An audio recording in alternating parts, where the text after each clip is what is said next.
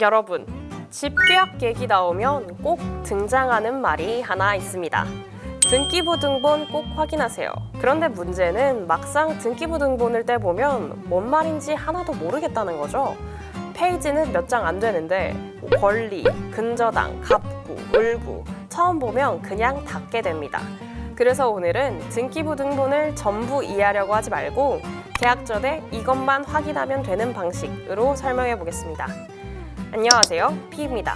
오늘 영상 끝나면 등기부등본은 최소한 무섭지는 않다는 느낌은 들 거예요.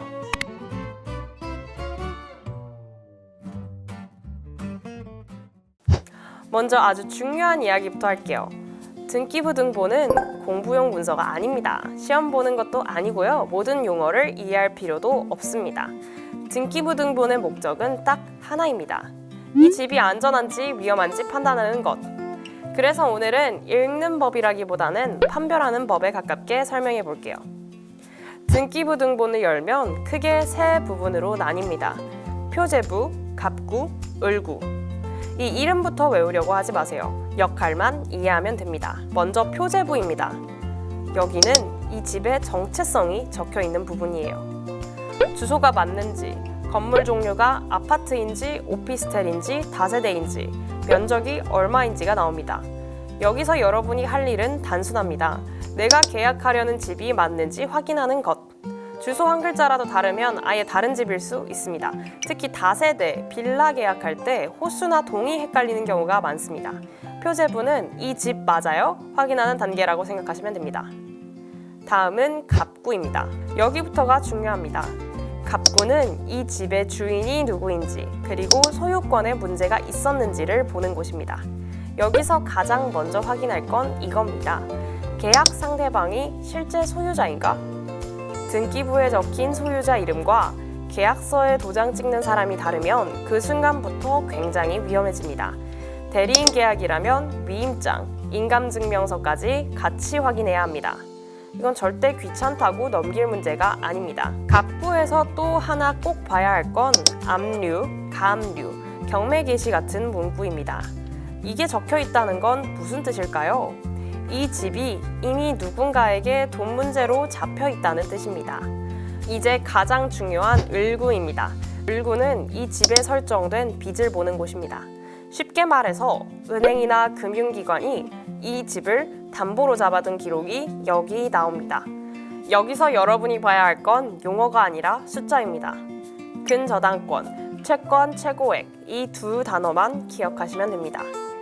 채권 최고액이 뭔지 쉽게 설명해 볼게요. 은행이 실제로 빌려준 돈보다 조금 더 크게 잡아두는 금액입니다. 예를 들어 채권 최고액이 3억 원이라고 적혀 있으면 실제 대출은 대략 2억 초반인 경우가 많습니다. 그래서 등기부등본을 볼 때는 이렇게 계산하시면 됩니다. 이 값이 충분히 남아야 상대적으로 안전한 구조입니다. 이 계산이 안 나오면 아무리 집이 좋아 보여도 리스크가 큰 계약입니다. 여기서 정말 중요한 현실 조언 하나 드릴게요. 을구가 비어있다고 무조건 안전한 건 아닙니다. 왜냐하면 등기부등본은 지금까지 등기된 권리만 보여주기 때문인데요. 전입신고한 세입자, 확정일자 받은 보증금은 등기부에 안 나올 수도 있습니다. 그래서 등기부등본은 최소한의 안전 확인 도구이지 모든 위험을 보여주는 마법의 문서는 아니에요. 그래도 을구에 근저당이 많다면 그 집은 처음부터 리스크가 높은 집이라는 건 분명합니다. 이제 정리해 볼게요. 등기부등본을 이렇게 보시면 됩니다. 첫째, 표제부에서 집 주소와 종류가 맞는지 확인한다. 둘째, 갑구에서 소유자가 맞는지, 압류, 경매 기록이 있는지 본다.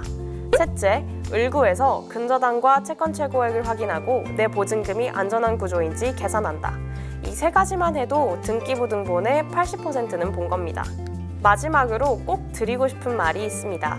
등기부등본은 이 집 괜찮겠지라는 감을 숫자로 확인하는 도구입니다. 계약할 때 중개사가 문제 없어요 라고 말해도 등기부등본은 반드시 본인이 직접 확인하세요. 이건 예의의 문제가 아니라 내 돈을 지키는 문제입니다. 정리하면 이렇습니다. 등기부등본은 전문가처럼 읽을 필요 없습니다. 위험한 집을 걸러낼 정도로만 보면 충분해요. 오늘부터는 등기부등본을 보면 최소한 이 집은 들어가도 되는 집인지는 스스로 판단할 수 있기를 바랍니다. 지금까지 피였습니다. 그럼 다음 시간에 만나요.